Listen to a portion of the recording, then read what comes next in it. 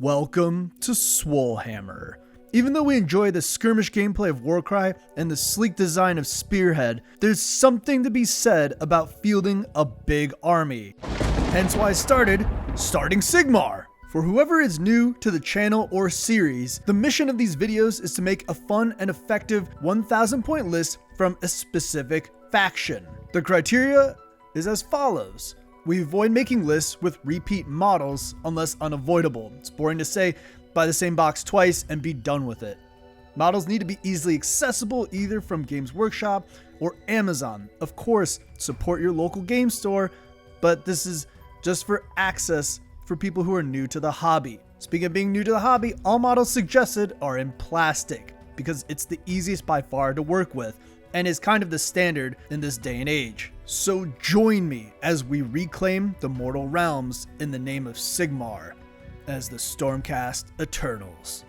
So why play Stormcast? Heavily armored warriors reforged in the name of the God King Sigmar, the Stormcast Eternals are the mascots for Warhammer Age of Sigmar. Commonly misrepresented as Sigmar Space Marines and more akin to Custodes for 40k players out there. They boast a gigantic model range, sporting everything from Gryph-hounds to Dragon Riders. The Stormcast Eternals strike into battle with underestimated variety. While Stormcast Eternals haven't been my favorite faction in my years of playing AOS, I'm happy to report that in 4th edition, they finally have capitalized on possibly my favorite and underutilized aspect of Stormcast, which is the fact that every time they die and get reforged, they lose more and more of their memories and their minds with it.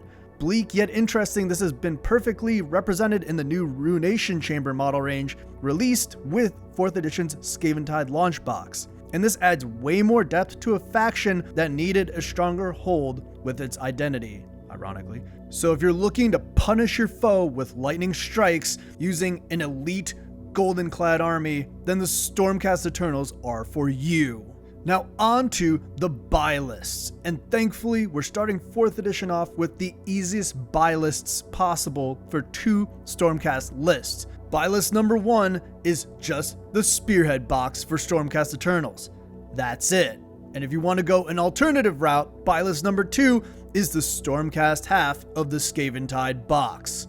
And if you're looking for another solid purchase, it must be said that Dominion, the 3rd edition launch box, is around, readily available everywhere and for insanely low prices.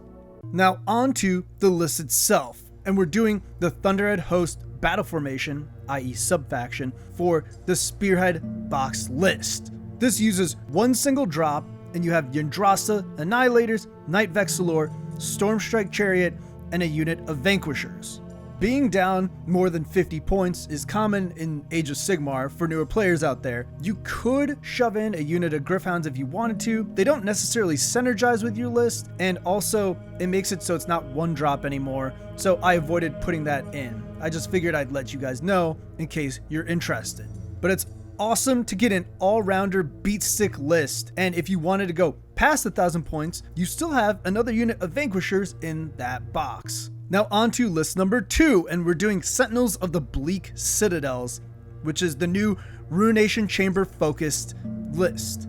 Majority of the models in this list are from the Ruination Chamber, so they get the option to be given a 5-up ward during every single turn in the hero phase. This list has 2 regiments instead of 1, so having more drops means that your opponent will more likely have the choice as to who goes first, but thankfully the Stormcasts are resilient, and this list, like the first one, has a lot of flexibility, especially with the hyper-aggressive Prosecutors, a scary beat stick in the Lord Vigilant on Gryph-stalker, and high durability because of that selective 5-up ward on a single Ruination Chamber unit, and enhancements that can be given to your heroes to give a 5-up ward. So that's it. Hope you guys enjoyed the video. We're happy to be back doing content for a new edition of AOS. And don't forget to share this video if there's a new player that could use help getting into a faction like this. As always, this is Rafik from Swolefam.